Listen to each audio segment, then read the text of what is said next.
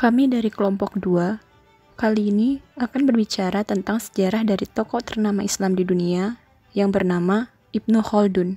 Perkenalkan, nama saya Amanda Jovia Kinanti. Perkenalkan, nama saya Anissa Harani. Perkenalkan, saya Hana Sri Pujasuti. Perkenalkan, nama saya Wahyu Sri Bintang Romadona. Ibnu Khaldun, seorang yang dikenal sebagai salah satu ilmuwan yang paling menonjol yang hafal Al-Quran sejak usia dini. Ibnu Khaldun sering disebut sebagai raksasa intelektual paling terkemuka di dunia. Beliau bernama lengkap Waliyuddin Abu Zaid Abdurrahman bin Muhammad Ibnu Khaldun Al-Hadrami Al-Isbili. Beliau dilahirkan di Tunisia pada 1 Ramadan atau tepat tanggal 27 Mei 1332 Hijriah. Dan ia wafat di Kairo pada tanggal 17 Maret 1406 Hijriah. Keluarganya berasal dari Hadramaut atau sekarang negara Yaman yang kemudian bermigrasi ke Seville, Spanyol pada abad ke-8 setelah semenanjung Iberia atau Andalusia itu dikuasai oleh Arab Muslim. Ia dikenal sebagai bapak sosiologi, bapak ilmu ekonomi, dan ahli politik Islam.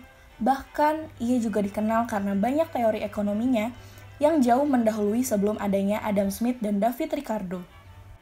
Beliau memiliki karya yang sangat banyak. Karyanya yang sangat terkenal sampai diterjemahkan dalam beberapa bahasa ialah Muqaddimah. Kitab ini merupakan buku terpenting tentang ilmu sosial yang membahas semua pengantar mengenai akidah Islam, historiografi, filsafat sejarah, ekonomi, ekologi, serta ilmu alam dalam biologi dan kimia yang sampai saat ini masih terus dikaji oleh manusia. Bagaimanakah pemikiran dari Ibnu Khaldun? Yang pertama, ada mekanisme pasar dalam buku Muqaddimah. Beliau memberikan ulasan tentang harga dengan membagi jenis barang menjadi 2 jenis, yaitu barang kebutuhan dan barang pelengkap. Menurutnya, harga adalah hasil dari hukum permintaan dan penawaran. Penentuan harga dilakukan oleh kekuatan-kekuatan pasar, yaitu kekuatan permintaan dan kekuatan penawaran. Pertemuan permintaan dengan penawaran tersebut haruslah terjadi secara rela sama rela atau saling rela. Pada tingkat harga tersebut, tidak ada pihak yang merasa terpaksa untuk melakukan transaksi pada tingkat harga tersebut. Ibnu Khaldun menekankan bahwa kenaikan penawaran atau penurunan permintaan menyebabkan kenaikan harga. Demikian pula sebaliknya, penurunan penawaran atau kenaikan permintaan akan menyebabkan penurunan harga. Yang kedua ialah keuangan publik. Beliau mengatakan bahwa pemerintah tidak dapat menciptakan uang.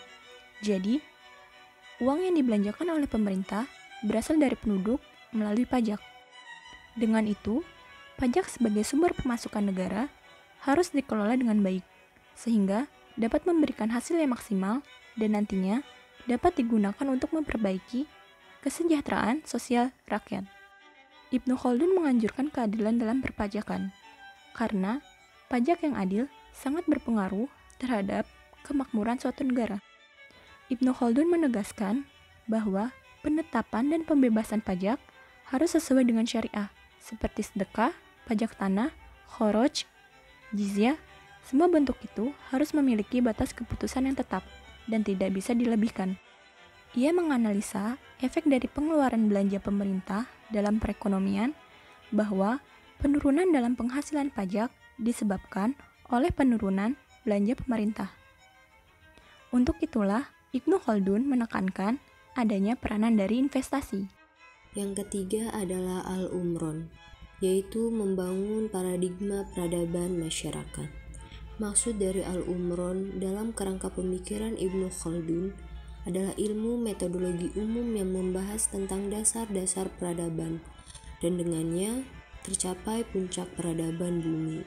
Secara natural, menurut Ibnu Khaldun, manusia membutuhkan interaksi dalam menumbuhkan peradaban, karena menurutnya manusia secara tabiat adalah makhluk sosial.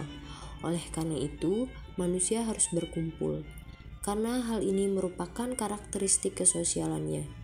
Hal seperti ini mengandung makna esensial dari sebuah peradaban.